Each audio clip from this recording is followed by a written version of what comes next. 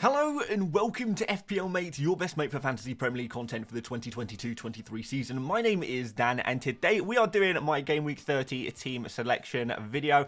Yes, we're back to normal game weeks finally, so if you do enjoy this one, please do leave a like, please do subscribe if you're new around here. But first of all, guys, let's have a look at my scores from Game Week 29.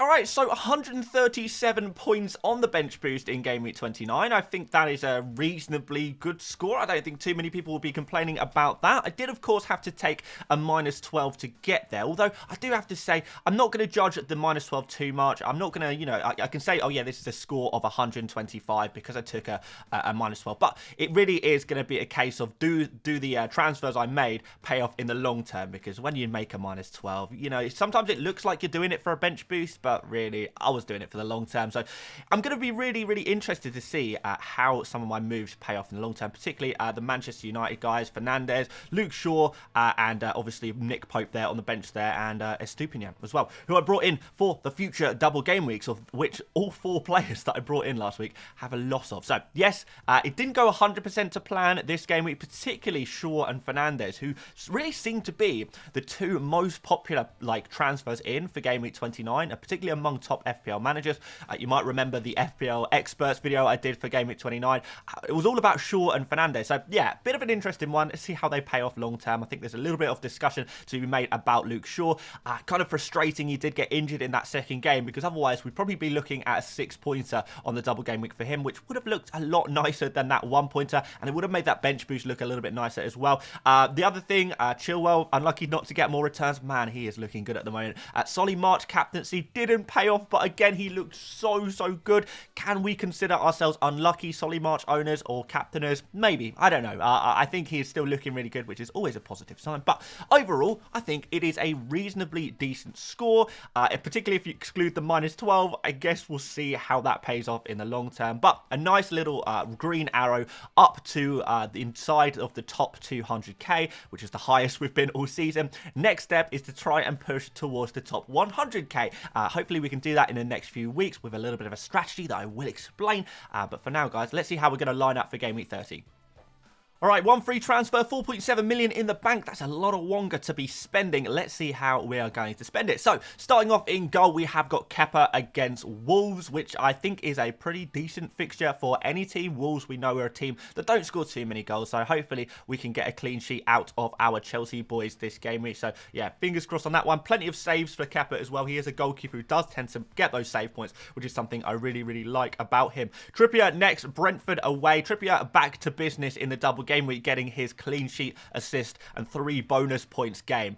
We know that is something that he can do. It's something that he's all about. He always ranks really, really high on the bonus points, whatever he's doing. So as long as you can get a clean sheet, it looks pretty good. Brentford, of course, failing to score against Manchester United. Newcastle look in really good form at the moment, so maybe that is going to be another opportunity for some nice FPL points there. Ben Chilwell up next. He plays Wolves away once again, and yeah, I was kind of mentioning it briefly just before, but Chilwell has been so unlucky not to get FPL returns, and anyone who just looks at FPL points and doesn't necessarily watch the matches or read into the stats will kind of look at Chilwell and think, hey, Chilwell has not been doing so good recently, but oh my word, he has been so unlucky.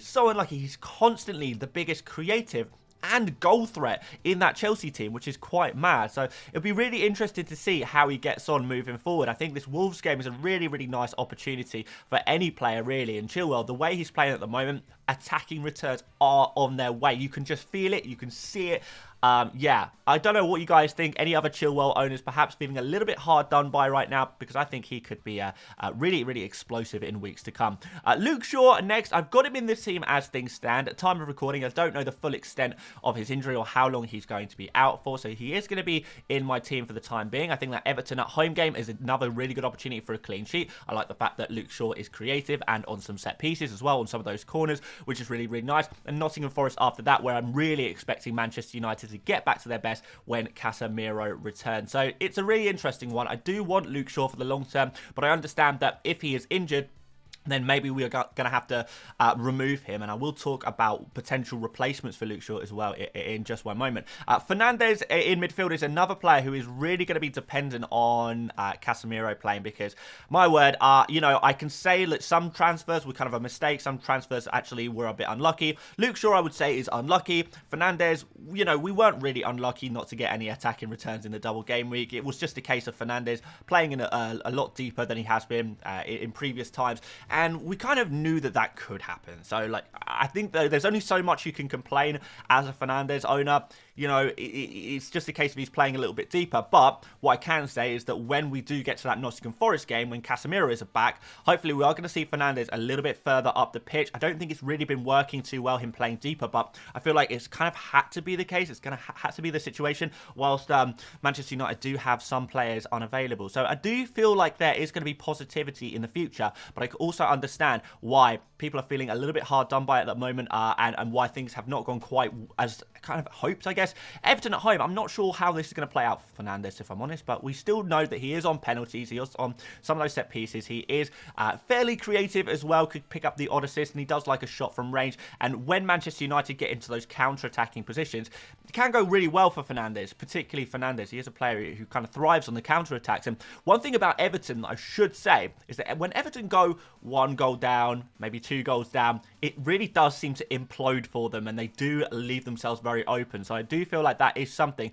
that could play to Fernandez's advantage, but it is going to depend on an early goal from Manchester United. And similarly, Marcus Rashford is going to be another one of those players, does really well on the counter-attack, but I think he's got far more to his game these days. Hopefully people are going to stop saying Rashford is out of form now after he finally got that goal against Brentford. So yeah, good on him for getting back on the score sheets. Hopefully this is going to be a return to, you know, lots of more goals and a continuation of the great season that he has been having. So yeah, I'm more confident about Rashford. Definitely see Rashford as a captain option this game week as well, if he's someone you kind of want to go for. And very pleased that I still have him in my team, to be honest, because I know a few people may be kind of scrambling to get him back after removing him from recent poor form / you know, recent blanks as well.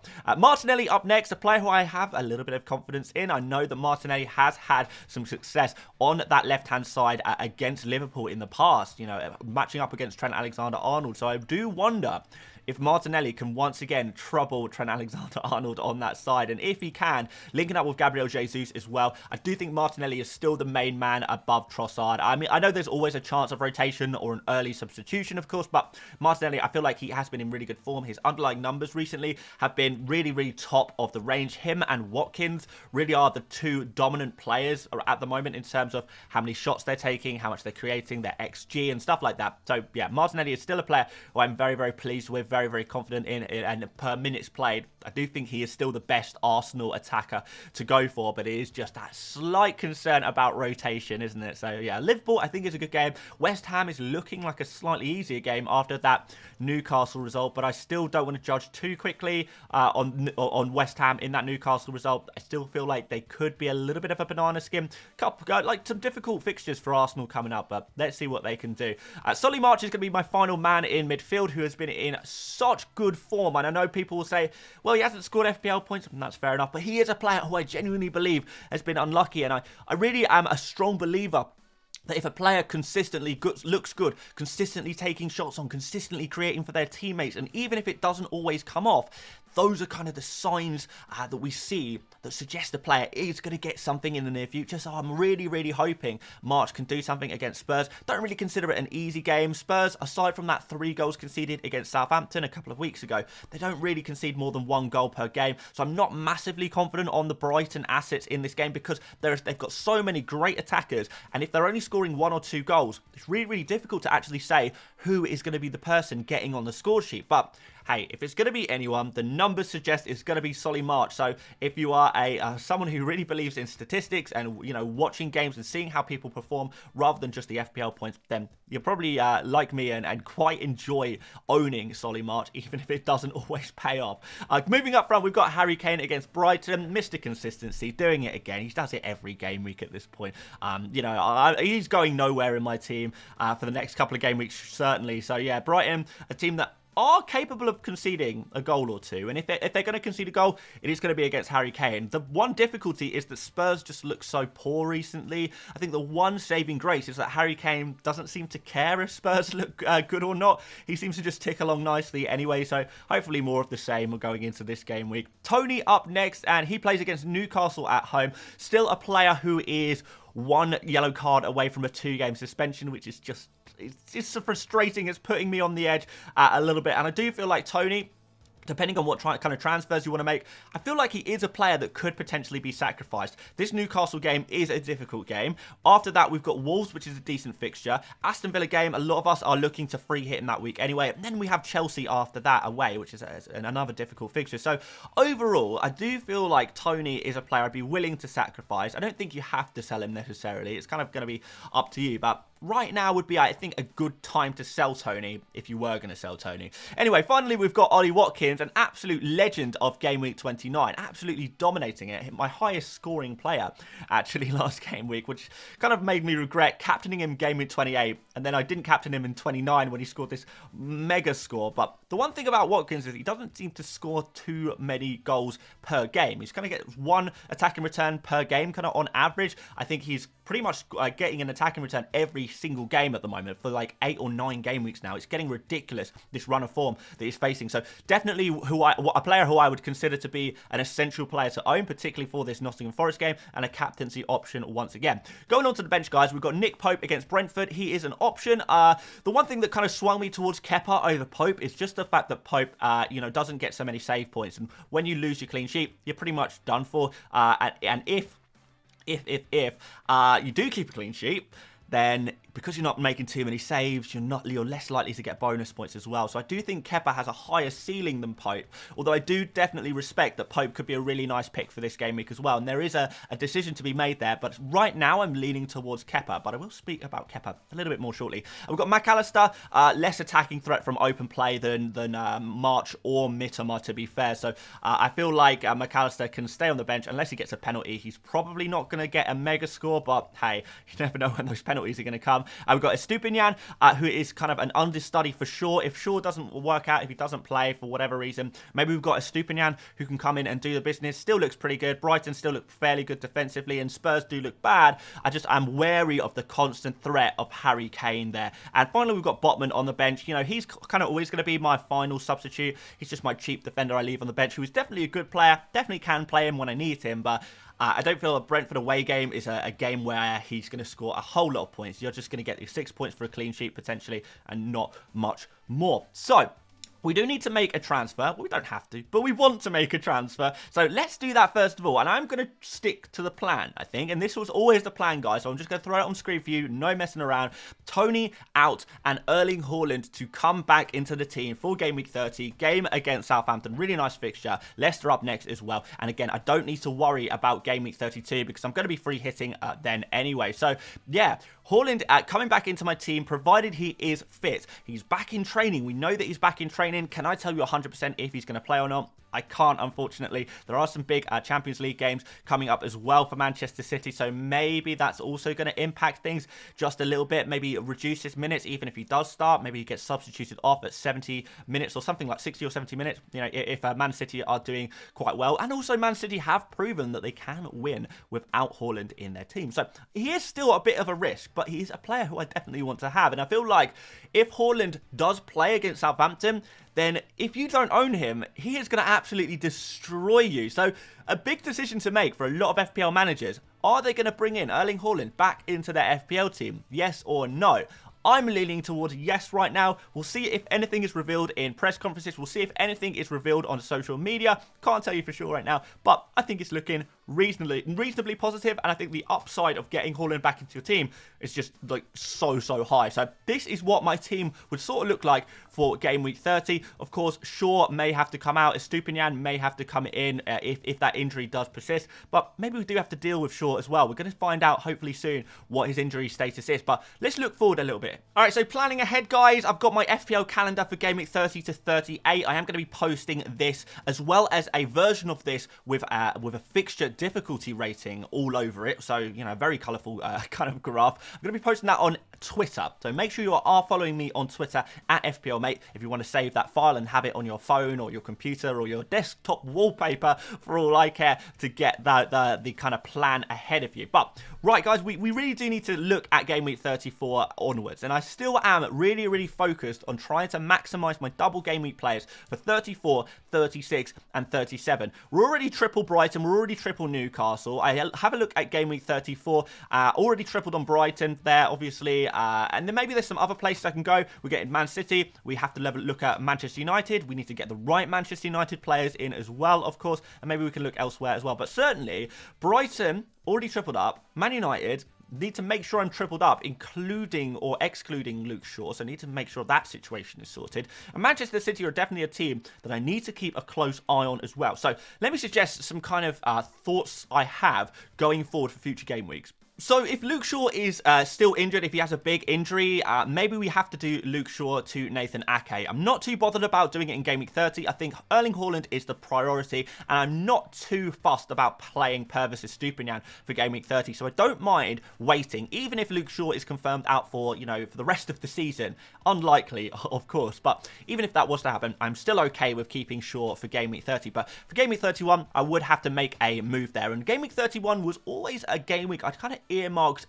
for a bit of a luxury transfer. That kind of game week I'm pretty well set up for anyway, pretty well set up for beyond that. You have to use a transfer, you can't roll a transfer beyond a free hit, so I would have to use a transfer anyway in game week 31. So what I was always going to use it for was either a luxury move or maybe trying to plan ahead for game week 34, the big double in game week 34. So Luke Shaw to Nathan Ake is definitely something that is on the cards, and that may actually feed into future moves as well. So game week 32 is going to be my free hit. I'm going to bring back the triple Arsenal versus Southampton. I'm going to bring back Tony versus Aston Villa. I'm going to bring in triple Liverpool against Nottingham Forest at home. Liverpool, a team that I don't really want to own too many of their players too much, but I'm happy to go for triple up on a free hit and then just get rid of them the following game week, because Liverpool players have just been a nightmare all season. And also potentially removing some of my Spurs, Harry Kane, potentially, and removing Newcastle players as well for game week 32 as well, because Newcastle play against Spurs, and I am always kind of wary of the danger of Harry Kane. So I don't want to be tripled up on Newcastle on free hit game week 32. So it's very nice that I have that option to just remove them all for one game week only. Then at game week 33 and 34, I need to start thinking about Man City primarily, I would say, or just at least more game week 34 double game week players. So Martinelli to a Man City midfielder, Jack Grealish potentially, Gundogan maybe, Mahrez, Foden if he's back. Let's see. Don't want to commit to anything yet. I certainly feel like looking forward to game week 34, 33, 34, I don't want to pigeonhole myself too much. I want to make sure that I have lots of ideas of potential things I can do and potential options to me, but I don't want to set on anything. So I've got a couple more options here. So Kane and Martinelli could potentially be switched for Salah and some other forward. Not really sure on what forward is really taking my fancy right now, which is kind of putting me off making that move. But I do understand that going for Salah could be pretty nice for game week 34, but it's just a case of which forward am I going to replace Kane with. If any, maybe I could just downgrade to like a 4.5 million forward or something like that and just stick them on my bench. Don't have a bench boost anymore, so it's not like I need a strong bench or anything. But yeah, that's definitely an option. And maybe if I do remove Shaw, Kepa to De Gea could be an interesting one. And one thing that is kind of making me think maybe I should make this move is because I need a double game week goalkeeper for game week 37. Well, and 34 would be nice as well, but for game week 37. And because Frank Lampard is now back at Chelsea, I'm wondering, does that put Kepa's kind of place in the Chelsea team at jeopardy a little bit? There is potential for that one. So I'm not completely adverse to moving Kepa to De Gea, particularly if I kind of lose Luke Shaw. I do want to make sure I have that defensive cover for Manchester United as well. So maybe that's a move I can think about making. But again, we are looking a few game weeks ahead at this point, and we've got a lot of time to gather information and see what the situation is before we commit to anything like that. But I think it's a very good idea to have a plan and have some ideas of things going forward. This, of course, will give me a minimum of 8 double game week players for game week 34, which is very nice, and we will actually be approaching 11 double game week players for game week 37 as well, which is absolutely fantastic. But certainly, guys, this is my kind of ideas, and make sure, guys, you let me know if you like these planning ahead sections that I've added to these team selection videos, so you guys can get an idea of what I'm thinking long term, and to show you I'm not just making things up as I go along. I do have some ideas about the future. Alright, finally, we do need to select a captain, and I'll show you where I'm at right now. Things may change, of course, but certainly right now, I think I'm on Ollie Watkins captain and Erling Haaland vice captain. Now, if we get a strong indication that Erling Haaland is going to be playing against Southampton, or starting against Southampton, should I say, I may switch around these captains. Switch Watkins for Haaland. Haaland will be the captain. Watkins will become the vice captain. But certainly, as things stand right now, where there is a little bit of uncertainty, and there is a little bit of risk around Erling Haaland, it might be safer to go for a player who is just absolutely dominating the Premier League, dominating all of the numbers at the moment, and plays against, one of the weakest teams in the whole league. Nottingham Forest, a team that do struggle away from home as well. So it does seem pretty sensible, really, to go for Watkins as a captain, particularly if you don't really want to take the risk on Erling Haaland. I would say the other option here is Marcus Rashford. He's probably the third option, and maybe Harry Kane after that. But really, it is, for me, out of Haaland, Watkins, and Rashford for captaincy, I'm leaning Watkins at the moment. I could be swayed towards Erling Haaland, and I arguably want to be swayed towards Erling Haaland as well. That would be amazing to be able to captain him right now, because we know that FPL is so easy when you could just captain Erling Haaland every week. So let's see what happens there. But aside from that, guys, that is going to be my team for Game Week 30. Of course, there may be last-minute changes, depending on what happens in life, really. But yeah, we'll save that for another day. We'll catch you on the deadline stream to kind of solidify that. Thanks so much for watching, guys. If you did enjoy this one, please do leave a like. Really helps out the channel so much. And please do subscribe if you are new around here. Plenty more FPL content to come. Haven't quite decided what my Friday upload is going to be. Thinking about doing a wildcard team, or, like the perfect team from now until the rest of the season, to the end of the season, something like that. But do let me know if you have any different ideas that you'd like me to kind of explore on Friday's video, and I'll get to work tonight. But aside from that, guys, thank you so much for watching once again. Make sure you check out the other content on the channel for Game Week 30, and I will see you later, mates. Bye-bye.